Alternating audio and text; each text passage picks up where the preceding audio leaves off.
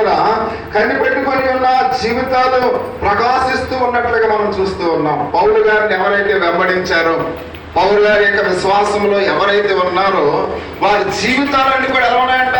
ప్రకాశమైన వెలుగు కలిగి ఉన్నట్లుగా మనం చూస్తూ ఉన్నాం. కానీ పౌలు గారిని విడిచి వెళ్ళిపోయిన ఈ యొక్క ప్రేమ సహోదరి దేమ తన జీవితం ఎక్కడికి వెళ్ళిపోయినా కూడా ఎవరికి తెలియదు ప్రియమైన వారు. అంటే విశ్వాసంలో ఒకవేళ ఉన్నట్లయితే, పౌలు గారితో ఉన్నట్లయితే దేవా జీవితం కూడా ఎంతో అద్భుతంగా ఉండేది. కానీ అతను ఎప్పుడైతే పౌలుని విడిచిపెట్టాడో, దేవుని పరిచయాన్ని విడిచిపెట్టాడో, దేవుని యొక్క విశ్వాసాన్ని విడిచిపెట్టాడో, చరిత్రలో అతడు ఏమయ్యాడో కూడా ఎవరికి తెలియదు ప్రియమైన వారు. కాబట్టి అందుకనే దేవుని యొక్క వాక్య భాగములు మనం చూస్తూ ఉన్నాం. అక్కడ ఎప్పుడైతే లోకాన్ని స్నేహించాడో, ఏమయ్యాడో, ఎటు కొట్టుకుని పోయాడో ఎవరు కూడా తెలియని యొక్క విషయముగా ఉంది అని మనం చూస్తూ ఉన్నాం. అందుకనే లోకాన్ని ప్రేమించే వారి యొక్క పరిస్థితి కూడా ఇలాగనే ఉంటుంది అని మనం చూస్తూ ఉన్నాం. అందుకని లోకములు ఉన్నదంతా కూడా ఇక్కడ అన్నాడు ఆయన. మొదటి యోహాను పత్రిక 2వ అధ్యాయము 16వ వచనములో ఒక మాట మనం చూస్తూ ఉన్నాం. లోకములో ఉన్నదంతయు అనగా శరీరాశయు, నేత్రాశయు, జీవపు డంబమును తండ్రి వల్ల పుట్టినవి కావు, అవి లోక సంబంధమైనవి అని మనం చూస్తూ ఉన్నాం. అంటే ప్రియ సహోదరి సహోదరా, ఈ లోకములో ఉన్నదంతా కూడా ఏంటంటే శరీరాశ, నేత్రాశ, జీవపు డంబము, ఇవన్నీ కూడా తండ్రి వల్ల వచ్చినవి కాదు అని మనం చూస్తూ ఉన్నాం. అవి లోక సంబంధమైనవి అని మనం చూస్తున్నాం. అవి ఎక్కడికంట? లోక సంబంధమైనవి అని మనం చూస్తూ ఉన్నాం.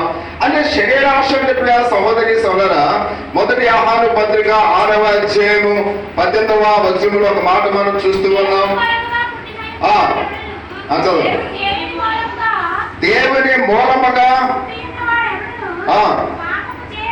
పాపము చేయడని ఎరుగుదము, దేవుని మూలముగా పుట్టినవాడు భద్రము చేసుకుని కనుక ఇక్కడ మనం చూస్తున్న ప్రియమైన వారు. అంటే మనుషులు చే ప్రతి పాపము దేహమునకు వెలుపులా ఉన్నది, కానీ జారత్వము జరిగించేవాడు తన సొంత శరీరమునకు హానిగా అంటే పాపముగా చేయించున్నాడని మనం చూస్తూ ఉన్నాం. అంటే మనుషులు చే ప్రతి పాపము దేహము వెలుప నుండి వస్తుంది అని పరిశుద్ధ గ్రంథంలో మనం చూస్తూ ఉన్నాం. అంటే జారత్వము చేయవాడు తన సొంత శరీరానికి ఏం చేస్తున్నాడంట? హానికరముగా పాపము చేయించున్నాడు అని మనం చూస్తూ ఉన్నాం. అంటే క్షణమైన శరీరాశతో ఆ యువత ఎంతో మంది యువత కూడా పాడైపోతున్నట్లుగా మనం చూస్తూ ఉన్నాం.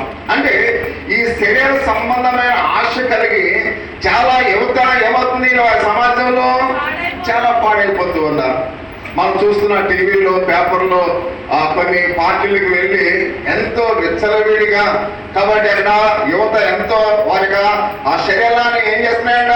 నాశనం చేసుకుంటున్నారు ప్రియమైన వారు. తద్వారా వచ్చే శరీర బలహీనతల వల్ల, అనారోగ్యాల ద్వారా అనేక మంది ఏమవుతున్నారు? మరణిస్తూ ఉన్నారు ప్రియమైన వారు. అంటే ఈ శరీరాశ అనేది చాలా ప్రమాదకరమైంది. కాబట్టి యువత అనేక మంది వీటికి బానిసలైపోతున్నట్లుగా అయితే మనం చూస్తున్నాం ప్రియమైన వాళ్ళ. అందుకనే దేవుని యొక్క వాక్యం సెలవిస్తున్నట్లుగా మనం చూస్తున్నాం. ఈ క్షణమైన శరీరాశతో యువత ఎంతగానో ప్రణతోడ పడుతున్నట్లుగా మనం చూస్తున్నాం ప్రియమైన వాళ్ళ. అందుకనే కొన్ని వందల సంవత్సరాల నుండి ప్రియ సహోదరి సహోదరులారా, ఈ యొక్క దేవుని యొక్క విశ్వాసములు లేక అనేక పాప సంబంధమైన కారణాలతో యువత అంతా కూడా ఏమవుతుందంట? పాడైపోతూ ఉన్నట్లుగా పరిశుద్ధ గ్రంథంలో అయితే మనం చూస్తూ ఉన్నాం. కాబట్టి అందుకనే ఈ యొక్క దేవుని యొక్క వాక్య భాగంలో మనం గమనించినట్లయితే ఈ శరీరాశలు అనేవి ఎంతగా అయితే ఉంటున్నాయని మనం చూస్తున్నాం. కొన్ని వందల సంవత్సరాల నుంచి కూడా అలాగే జరుగుతున్నట్లుగా మనం చూస్తున్నాం. కానీ భక్తుని పాపాన్ని ఖండిస్తూ అనేక మంది బోధిస్తున్నారు ప్రియమైన వాళ్ళ. కాబట్టి ఇలాంటి ఖండిస్తూ ఉన్నప్పుడు చాలా మందికి ఎలా ఉంటుంది? బాధాకరంగా ఉంటుంది. కానీ ఏమైనప్పుడు కూడా దేవుని యొక్క సేవకులుగా పాపాన్ని, యువతని దేవుని యొక్క విశ్వాసంలో నడిపించాలి కనుక కొన్ని విషయాలు ఏం చేయాలి? ఖండించాలి ప్రియమైన వాళ్ళ. అంటే దేవుని యొక్క సేవకుడిగా ఖండించి బుద్ధి చెప్పేవాడుగా ఉండాలి. ఒకవేళ ఖండిస్తే వీరు దేవుని యొక్క మందిరానికి రాలేమో అని ఒకవేళ ఒక మాట ఆ మగమాటం చెప్పిన ఒకవేళ దేవుని యొక్క సేవకులు ఖండించుకుని ఉంటే వారి జీవితాలు ఏమవుతాయంట? నాశనం అయిపోతాయనే విషయాన్ని ప్రతి ఒక్కరు కూడా మనం తెలుసుకోవాల్సిన వారు ఇట్లుగా మనం చూస్తూ ఉన్నాం. కాబట్టి అందుకే ప్రియమైన వాళ్ళరా, కాబట్టి అయితే మనుషులు రక్షణ పెట్టలేదు. ఇప్పుడు అక్కడ చాలా మంది ఇలాంటి ఖండించే వాక్య భాగాలు చెప్పినప్పుడు మనుషులు లక్ష్య పెడతారంట, లక్ష్య పెట్టలేదు. కాబట్టి ఎప్పుడైతే లక్ష్య పెట్టలేదో మన శరీరాన్ని మనం ఏం చేస్తున్నాం? నాశనం చేసుకుంటున్న వారుగా ఉంటున్నట్లుగా ఇక మనం చూస్తున్న ప్రియమైన పాపం అనేది మొదటగా ఎలా ఉంటుందంట? పండగ వలె ఉంటుందంట. పాపం అనేది ఎలా ఉంటుంది? పండగ లాంటిదంట. పాపం చేసేవాడు పండగలో ఎంత ఎంజాయ్ చేస్తాడో అంత ఆ విధంగా ఆలోచన చేస్తాడండి. కానీ అది యొక్క ముగింపు అనేది ఎలా ఉంటుందంట? విషాదంగా ముగిస్తుందంట ప్రియమైన వారు. అంటే పాపము పండగగా ప్రారంభమవుతుంది మన జీవితాల్లో, కానీ అది ముగింపు అనేది ఎలా ఉంటుందంట? విషాదంగా ముగుస్తుంది. అప్పుడు మనం చేసిన ఆనందంలో ఈ యొక్క విషాద సంఘటన మనకు ఎదురైనప్పుడు దాన్ని తిరిగి మనం ఏమాత్రం కూడా వెనక్కి తీసుకోలేము ప్రియమైన మాట. కాబట్టి అది చేయకుండా ముందుగానే మన జీవితాన్ని మనం ఏం చేయాలి?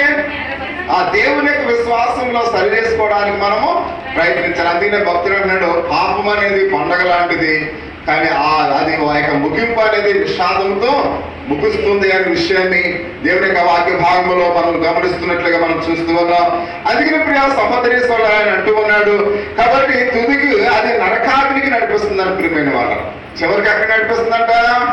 నరకాగ్నికి నడిపిస్తూ ఉంది అనే విషయాన్ని మనం చూస్తున్న ప్రియమైన వాళ్ళు. అందుకనే న్యాయాధిపతులు 16వ అధ్యాయము 21వ వచనంలో ఒక మాట మనం చూస్తూ ఉన్నాం. ఫిలిష్తీయులు అతని పట్టుకొని అతని కన్నులను ఓడదీసి అతన్ని తీసుకొని వచ్చి ఆ ఇద్దరు సంఖ్యల చేత అతన్ని బంధించడానికి మనం చూస్తున్నాం. ఇతను ఎవరు? సంసోను ఎంతో బలమైన వాడు. సంసోను ఎలాంటి వాడంట? ఎంతో బలమైన వాడు. తన జుట్టులోనే అతని యొక్క బలముంది ప్రియమైన వాడు. ఎంతో మందిని శత్రువులను అతడు జయించాడు. కాబట్టి చివరికి అతడు దెలీలా అనే ఒక వేశ్య చేతిలో బానిస అయిపోయినప్పుడు తన శరీరంలో ఉన్న ఆ బలానికి సంబంధించిన ఆ నిజాన్ని ఏం చేశాడు? అతడు చెప్పేశాడు ప్రియమైన వాడు. చెప్పేసినప్పుడు ఆ యొక్క విషయాన్ని ఎప్పుడైతే చెప్పేశాడో అక్కడ ఆ శత్రువులు అతను ఏం చేశారు? పట్టుకున్నారు. పట్టుకుని అంత బలవంతుడైన అతన్ని ఒక గుడికి కట్టేశారు ప్రియమైన వాళ్ళ. కట్టేసి అతడు అక్కడ ఏం చేస్తాడంట? తిరగలి విస్తున్నట్లుగా మనం చూస్తూ ఉన్నాం. అంటే ఒక బలమైన వాడు కేవలం తన పాప ఆలోచనతో, పాప స్వభావంతో, కాబట్టి ఇక్కడ స్త్రీ వ్యామోహంతో తనకున్న బలాన్ని అంతటిని కూడా ఏం చేశాడు? అతడు నాశనం చేసుకున్నాడు ప్రియమైన వాళ్ళ. అంటే ఇక్కడ స్త్రీ వ్యామోహం అనేది ఎంత ప్రమాదకరంగా ఉంటుందో పరిశుద్ధ గ్రంథములు అయితే మనం చూస్తున్నాం. అంటే ఇంత బలమైన వాడిని కూడా ఒక స్త్రీ తన జీవితాన్ని ఏం చేసింది? నాశనం చేసినట్లుగా పరిశుద్ధ అక్కడ గ్రంథములు మనం చూస్తున్నాం ప్రియమైన వాళ్ళరా. కాబట్టి అందుకనే ప్రతి విషయంలో కూడా అంటే సంసోను చివరికి గుడ్డివాడైపోయినట్లుగా మనం చూస్తూ ఉన్నాం. కళ్ళు కూడా ఏం చేశారు? పీకి వేస్తారు ప్రియమైన వాళ్ళు.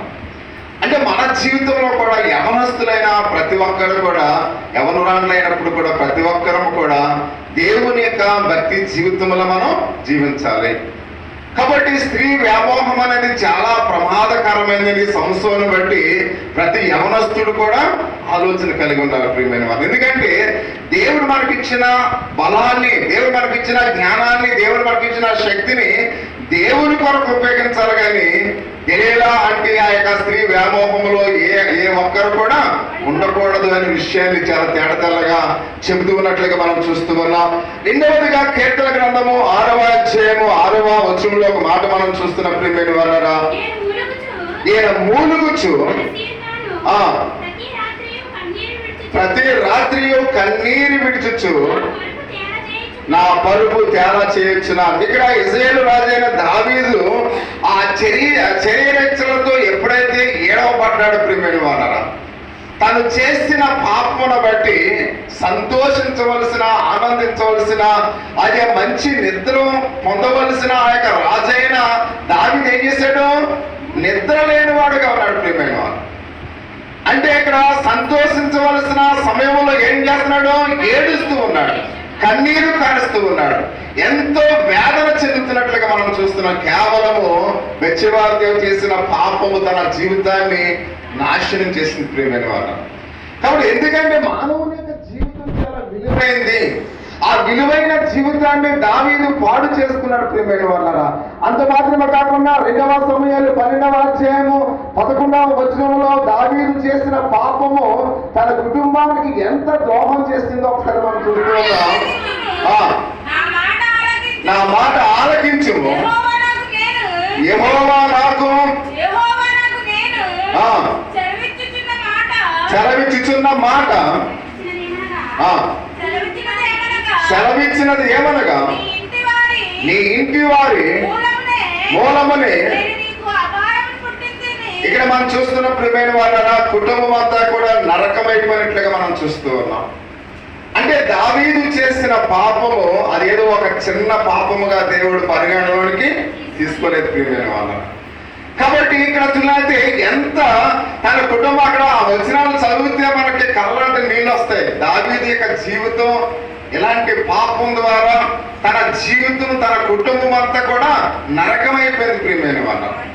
అంటే మన యొక్క జీవితాల్లో కాబట్టి ఎవరైతే లోక సంబంధమైన ఇక్కడ ఎలాంటి కార్యాలు చేస్తామో వాటి ద్వారా మన కుటుంబాలు ఏమవుతాయి? నాశనం అయిపోతాయి ప్రియమైన వారు.